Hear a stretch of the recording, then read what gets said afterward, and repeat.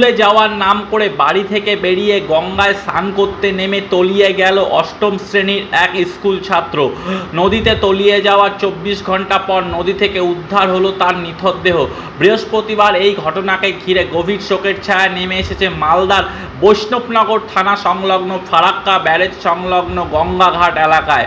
জানা গেছে মৃত ছাত্রের নাম শাহিন আক্তার, বয়স 14 বছর, বাড়ি বৈষ্ণবনগর থানার কৃষ্ণপুর অঞ্চলের মালিক মোড় এলাকায়। পরিবার সূত্রে জানা যায় বুধবার শাহিন বাড়ি থেকে স্কুলে যাওয়ার নাম করে বের হয়, কিন্তু স্কুলে না গিয়ে তারা 4 বন্ধু মিলে ফারাক্কা ব্যারেজের সংলগ্ন গঙ্গা ঘাটে স্নান করতে নামে। আর স্নান করতে নেমেই শাহিন সহ 3 বন্ধু জলে তলিয়ে যেতে শুরু করে।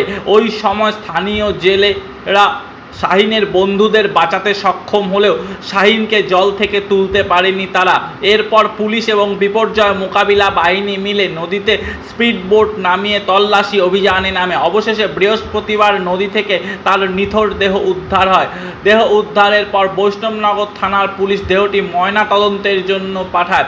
এদিকে কান্নায় ভেঙে পড়েন শাহিনের পরিবারবর্গ। গভীর শোকের ছায়া নেমে এসেছে গোটা এলাকায়।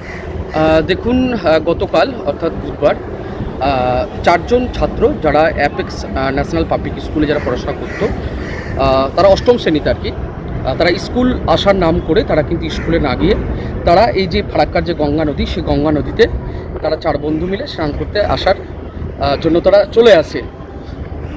এবং আসার পরে প্রায় যখন আসে তখন প্রায় 1টা বাজে, 1টা নাগাদ।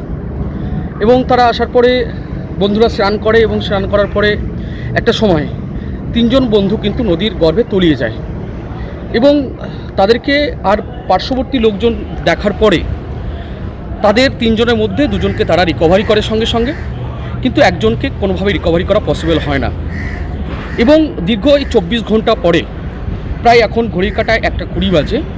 এই 1:20 সময় আবার যে এমডি শাহিন আক্তার, যাকে এতক্ষণ পর্যন্ত খুঁজে পাওয়া যায়নি, তাকে এই মুহূর্তে খুঁজে পাওয়া গেছে। এবং সম্পূর্ণটাই যে সরকারি যে রেস্কিউ টিম তারা কিন্তু উদ্ধার করে এবং উদ্ধার করে সেই মৃতদেহকে পরিবারের হাতে তুলে দেয়। ওর কোথায় ওর